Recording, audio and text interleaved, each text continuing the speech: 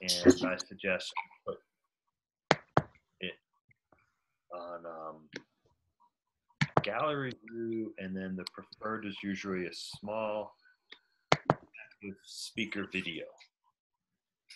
And so you can record whenever you're ready. And it looks like Eve isn't here. I don't know.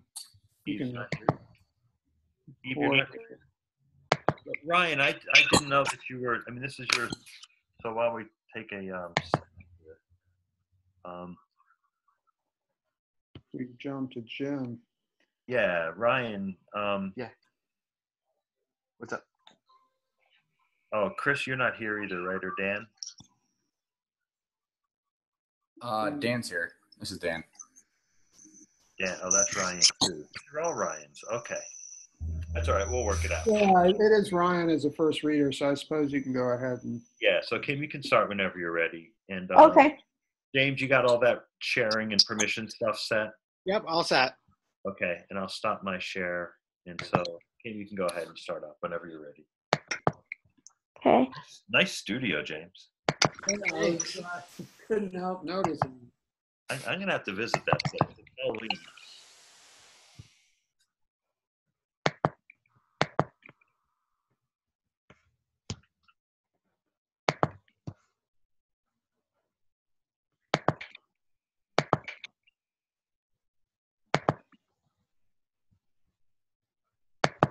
Okay. Can you see it? Yeah. Okay.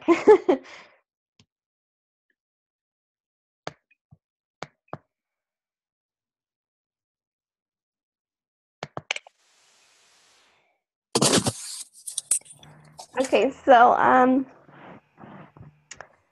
the title of my project is Managing Social Media in Half the Time, creating an infographic for small businesses. And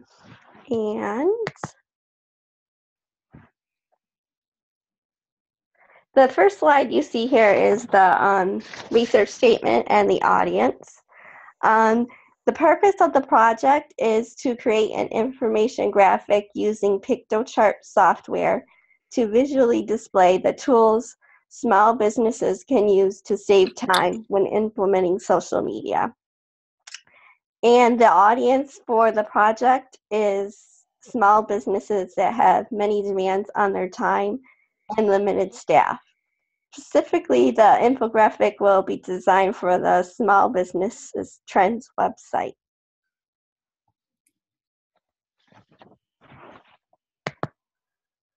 So then social media is important for small businesses because it allows them to communicate with, listen to, and learn from their customers in a way they have never been able to do before.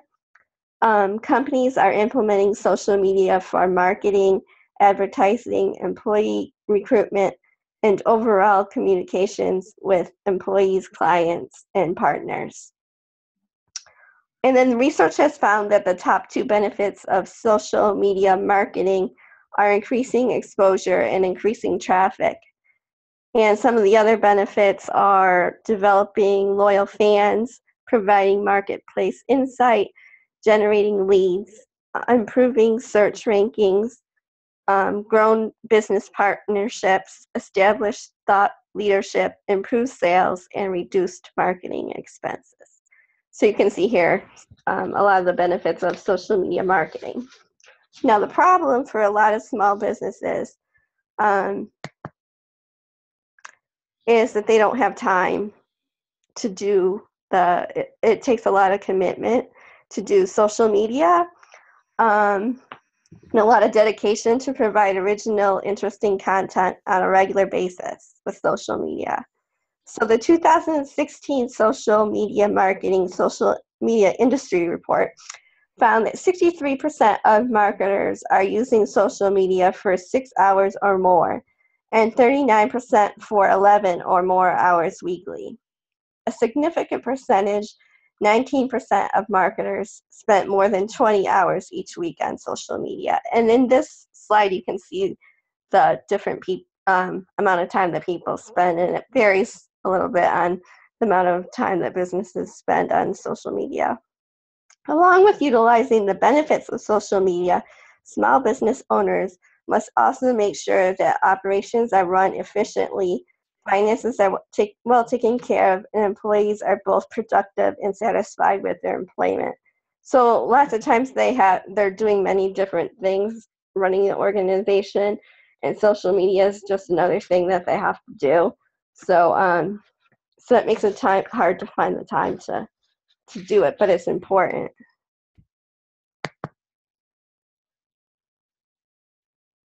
So marketing is different for small businesses than large businesses, and a lot of the research has shown that that small business marketing has been described as informal, unstructured, spontaneous, and reactive. And when choosing content that would be published on the different platforms, many of the small businesses choices were based on their own personal choices of what they did at home or what they knew, and not necessarily according to a formal marketing strategy.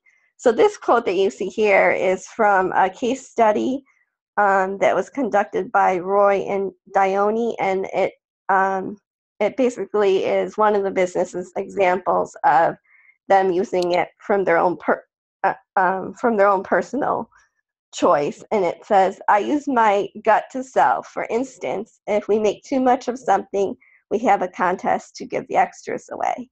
So that's one example. And I got interested in this topic mostly because as a small library, we have this constant problem where it's hard to get all the marketing and all the social media in that we want to get in. So for me, it was sort of a personal thing too, of figuring out ways that we can do our events and our marketing better too. So our next thing we get to is the method and design of what I want to do. The infographic that I chose is going to be a long form infographic using PictoChart. And since it's designed for the web, I want it to be interactive so that people can click where they want to go. So users will be able to click on the company logo of the social media tool, and then they'll be directed to the website. And then interactive infographics have the advantage that no matter how much information it contains, the general structure of the infographic looks neat and clear. So that's really why I chose the interactive instead of the static infographic, is because I wanted to try to include as much information as I could. From a user perspective, they were able to view only the information that they need, and they can use the interactive features in a much more detailed information. And they can also choose, like, I only want to look at one thing and I don't want to look at all these, so then they can just get to the point too. So it's totally up to the user with the interactive. Okay, so I chose to include a photo of the company logo and the name due to the picture superiority effect, which states that pictures are remembered better than words. And I also noticed that a lot of the companies that are putting out the software for to save the social media time also have a picture. So you'll see like an owl or a bird, and I figured that's probably why, if it they have the company name and a pictures for that reason, because memory for pictures and words together is superior for memory for words alone or pictures alone. So it helps people to remember if there's a little picture to remember that software program by. So then I went to choosing the font. And the font that I chose is a sans serif, which is often considered more appropriate for larger sizes and less appropriate for larger quantities of text than the serif fonts. I chose this one because I felt like this was appropriate since it was designed. I wanted the whole infographic to be designed with very few words, so it seemed like a good choice for me to use the sans serif. The specific sans serif font that will be used is the classic geometric Futura, and I chose this one because I wanted something that would be popular that most people would really like to see. And this one is very popular and it's over like countless corporate logos, commercial products, films, and in advertising. So it seemed like a natural choice to use that for a business infographic or an infographic for businesses. And then I got to choosing the background colors. And the colors I chose are blues and greens. I actually went online and I researched a bunch of infographics to see like what really popped out at me. And there was one infographic that used these similar colors to this of the similar color scheme. So I sort of went off of that. So in order to achieve aesthetic color combination, the background of the infographic will use the adjacent colors on the color wheel, also known as the analogous rule. So the colors, of course, are blue and green, and they're cooler colors. Usually they're considered a little more professional. According to the universal principles of design, cooler colors are best for background elements.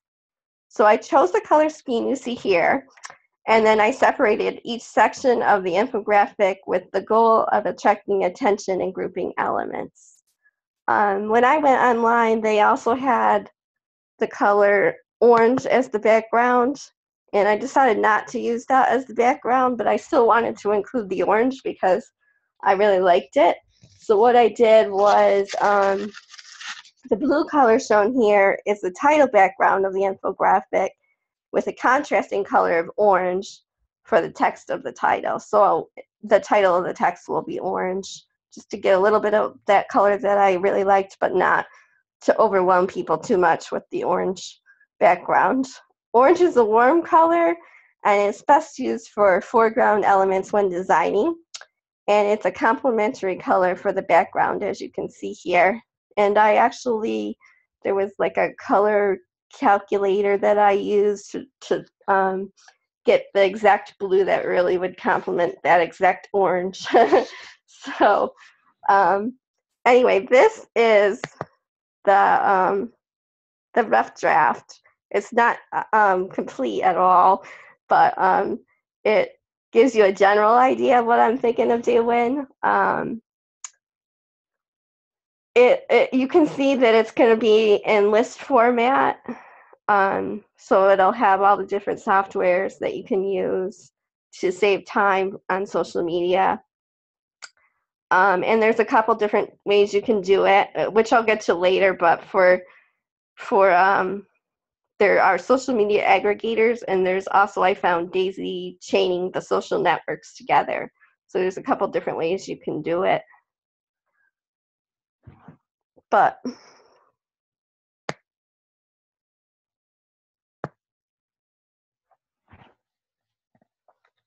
so then like I said, the aggregator apps, these are, obviously I'll have to do a lot of research, and I found out already that there's like tons of software programs that you can use to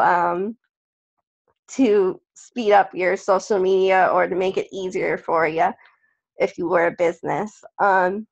The aggregator apps they efficiently manage all social media profiles from one place, as well as read the business's incoming direct messages, replies, and so on. So this will give you this will do a lot of things for you with the aggregator apps for the business. Now, if the business wanted to do something a little bit more simple and didn't want to have to deal with any codes or anything, they can daisy chain their social networks together. So that's another alternative way of doing it. They can use a free service to set up a simple rule, and one of the ones they can do is if this, then that, and they can use that rule and that program, this free program, to and they wouldn't have to know any code. They would just say, if I post this on Twitter, then post this on Facebook or something like that. And so that's a little bit easier way of doing it. Maybe not as intense. So it would depend on what the business's needs were too.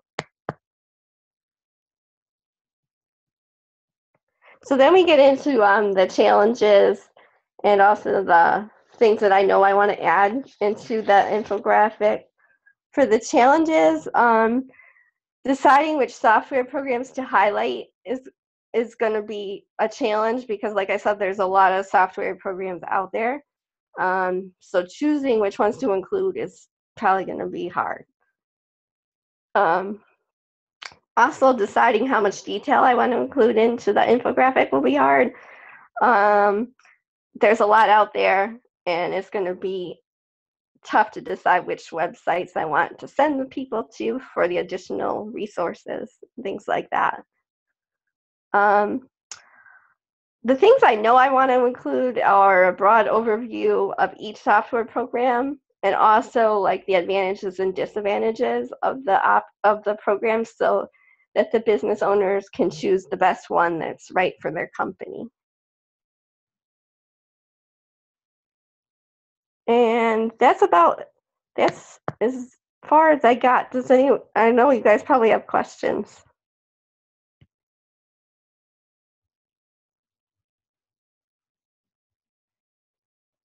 I can start if no one else wants to. Hi, this is Ryan. Hi. So I think I had mentioned, hello. I think I had mentioned some of this a bit in the email, but looking through the slides, I wanted to sort of ask, obviously the goal being the saving businesses time aspect of it. I wonder if you might talk a little bit about the role of that sort of demographics or research on social media might play in this, because in the way that it would sort of trickle down into thinking about what kind of aggregator or daisy chaining apps you want to include or highlight or talk about, in the way that like certain businesses might cater to certain demographics, and then like sort of like thinking through the ways that might match or mismatch with the types of social media, like sort of not treating social media monolithically, more like, knowing that Instagram skews and Snapchat's obviously skews even further younger, Facebook skews a little older, what's the demographics of the business matching up to the demographics of the social media, that kind of stuff. I wonder if you might talk a little bit about if that will play any role in this. I did do research in the literature review that I did on that, and it was very interesting to find the different demographics for each.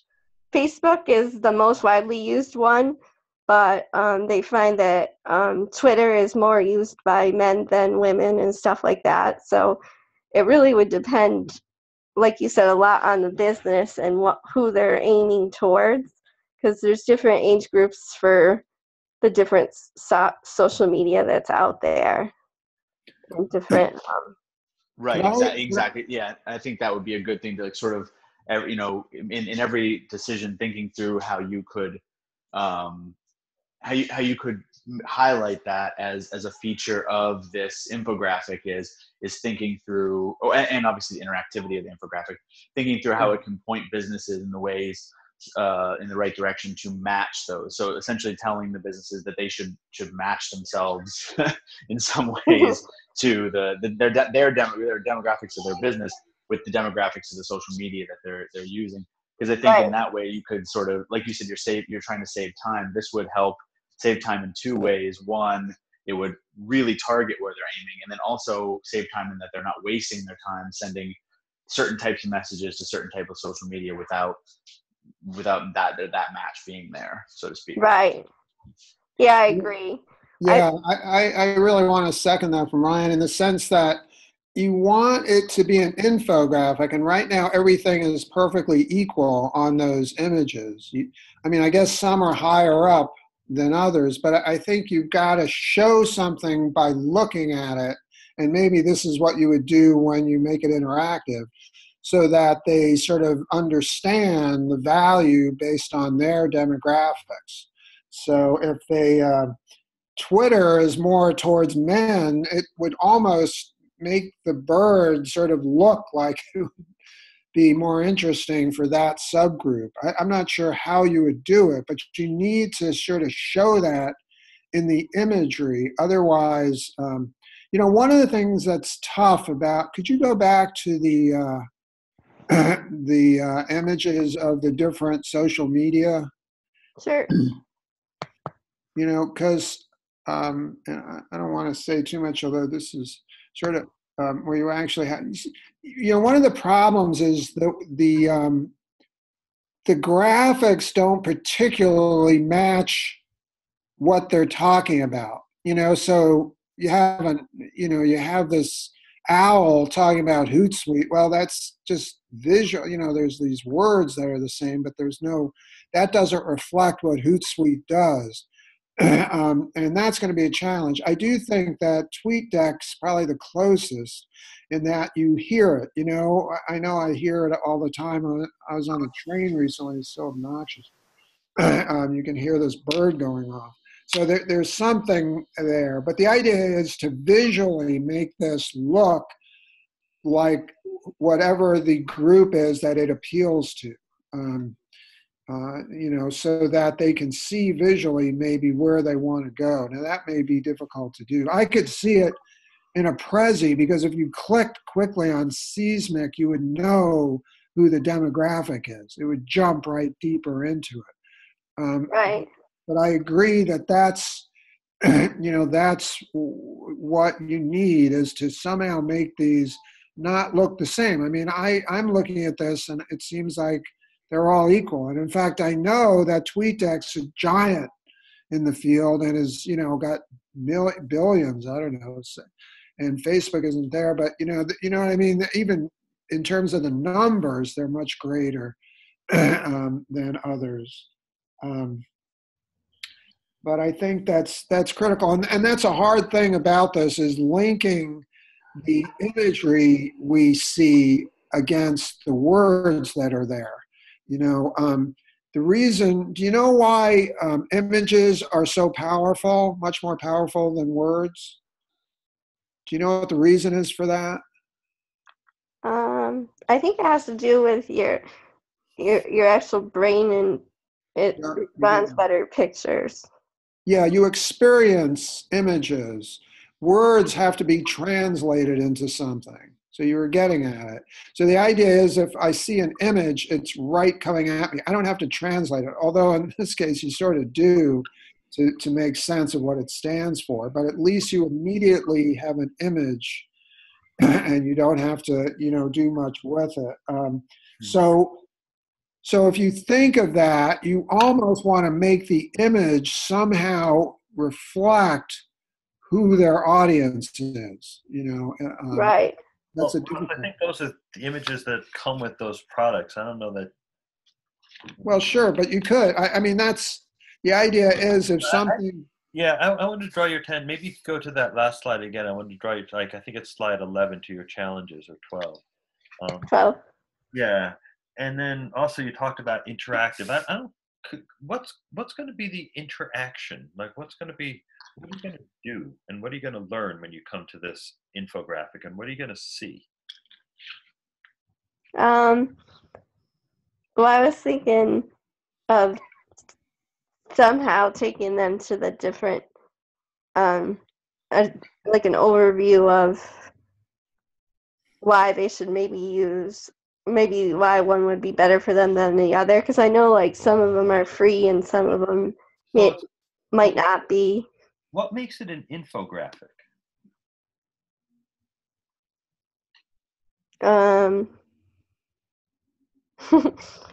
I guess that the fact that you're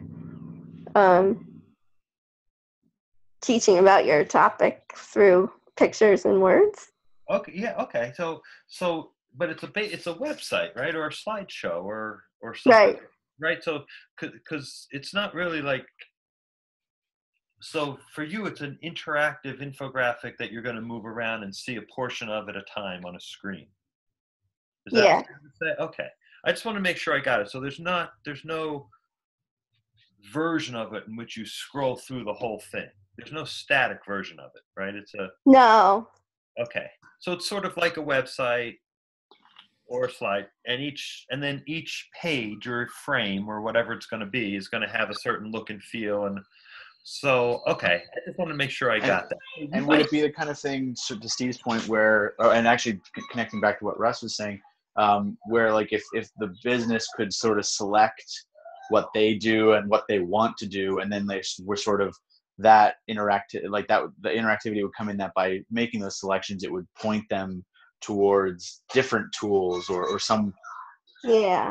that could be one way in which that they would essentially make selections and say, like, I'm a business that primarily caters to, you know, this demographic, and I want to, you know, send out images or videos or just text, and I want to do it every week, or I want to do it every day, and, you know, or even every 30 minutes, and somehow that would then send them to a different portion of the infographic tailored toward what they're thinking. Yeah, I think that would be a good idea to do something like that where they could click in and decide for themselves based on clicking through different buttons or something. Do you know how to do that? Oh, I'm going to give it a try. Yeah. Well, so then the question comes: so what do you write it in? Are you going to write this in HTML? Are you going to write this in PowerPoint? You know, what's your authoring language going to be? And that's part, I think that's important to understand. Yeah. So I don't know what production skills you have or want to develop for this project.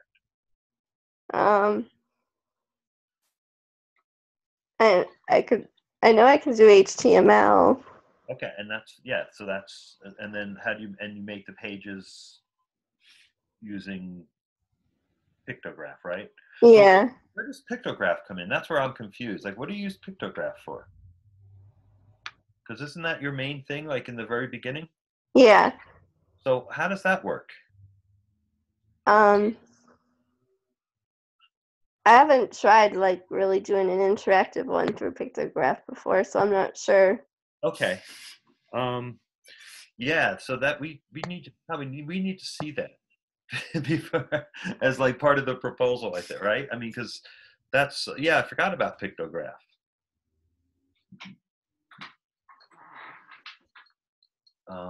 Okay. Yeah, I mean, mainly think of an infographic that tells us something about why we use certain tools for certain objectives. That's your challenge. You know, right now, you know, what I'm seeing, which obviously isn't everything, I'm just seeing equally listed things that just have the names of the logos on them. And you have to turn that into something that gives us insight as to the reasons why one business would use one type of tool or several. Well, click on that slide 10. I think that's the one, right? Yeah. Yeah, I mean, so these are like I mean, I don't know, she's got a sort of general argument about you want to do social media. So the people are they're hooked. They know what they do. They know they do Facebook. They know they tweet, whatever. They just want something to pull it all together. And so these are people who are already on multiple platforms. Otherwise, they're not looking at aggregators, so they're not going to daisy chain if they don't already have these things. So you're talking to pretty high end, people, I think. And so maybe it's just like a click through, boom, boom, boom. You know, I can say, oh, I could do this, I can do that, or, oh, I heard of if, but I mean, for me personally, like I know if, but I never heard of Zapier. So maybe, you know, that, and so the question is though, like, so what are you going to tell me? And then where do you go? And those are kind of the challenges that you were working on. I could see that, but that's very different than I think what you were just talking about. It was like where it's a model, you know, a thought model where you go through and you make choices and you come out the other end and you process data along the way and you direct people through this story based on their previous answers to questions. That's pretty complicated stuff. Yeah. You know, so if you're going to do that, I mean, that would be really cool. But then we definitely need to see like a description of what you're going to do in your proposal. You know, and the same with this one, like with pictograph, we kind of have to, so what are you doing with pictograph? Because that was like your technology use, right? Yeah. Yeah. So I don't know. Pictograph probably generates HTML pages, right? Like you save it as an HTML page or something. Mm-hmm. It's a frame, and then Right. you can take those frames and put them in a Prezi or an HTML shell. I don't know what do you use for HTML coding, like Dreamweaver or something like that. Yeah. Yeah, Weaver. I didn't, or there must be Russ or Ryan. You guys probably know something that's been built in the past 5 years that do these things, right? So we should check in with. But yeah, so then I think if you lay that out into more detail, then that would help for this stage. Okay. And maybe do that as an add-on memo. Okay. Yeah, so you went kind of nicely into the design. I think is pretty interesting. Are you a graphic designer, or is this like your first experience sort of pulling these things together? Yeah, I'm not really a graphic designer. No, that's good. No, so then great. So what you can do though is you can find a if Ryan or Russ, you're still here, help me out. Like there's a whole package that you create, like a manual or style guide or something. I forget what it's called. It's very standard, fonts and colors and color wheels and stuff. True. And I know we used it in the class that I co-taught with Gretchen, and she co-taught that part of it. So I forget what it's called, but it's but I'll find out for you.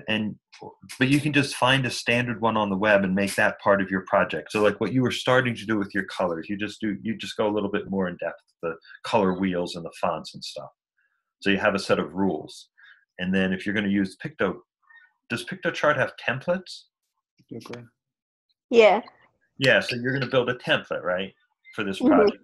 Yeah, so then describe your process, and I'm going to build a template, and then in this stage, here's the here's the rough design of the template, and then that's your next phase. And I think the only other thing that would be helpful would be kind of a timeline of what you think you're going to decide and when. Okay. Yeah. When you decide how much information to use, do you ever use lorem ipsum text? Do you know what that is? No. So look up lorem ipsum, LOREM IPSUM, and luckily you recorded this, so that's good. And you use that in your template, so that gives you an idea. Thanks. That gives you an idea of how many words you think you're going to need, because you want to have a certain look and feel, and you want them all to have kind of the same right number of words, roughly, maybe. Right. Yeah. So build a frame, like a wireframe of what the thing is going to look like, with some lorem ipsum, and you've already got your colors and your fonts. And then you want this whole thing to be responsive design, right? Yeah.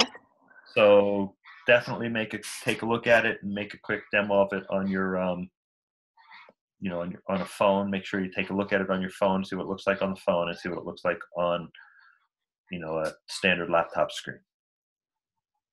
Okay. So I like where you're going. I just, we need to get a little better sense of this as an infographic, as Steve mentioned and Ryan mentioned. And like, for instance, I don't want to eat into Joe's time, but like, why did you make the aggregators blue and the daisy chaining green? Is there a reason you chose those? Not really. Uh-huh. Not Because, particularly. but they're in that sequence of our color chart, right? So on slide 3, that's a sequence color scheme. So we don't have the next one. We don't know what the next one's going to be. oh, we're getting some background. But the idea is that like blues tend to be high tech, and coal. I mean, there are reasons for the blues, and there are reasons for greens, and that's sort of what I'm getting at. You don't want to drop that when you're choosing a section. I mean, right now you have 3 distinct blocks on that screen, and you did that for a reason. I get it, and it's just a question of connecting the colors with the concepts, which what those companies are. I don't know. That may be difficult to do, but let's leave it there. We've got to move on to the 731. Yeah. Thanks, Kim. I look forward to seeing those the sort of the additions. Okay. Okay. And when you send that, make sure you drop me that you submitted the post presentation memo or whatever you want to call it. Okay. Okay. Thanks a lot. Yeah, thank you.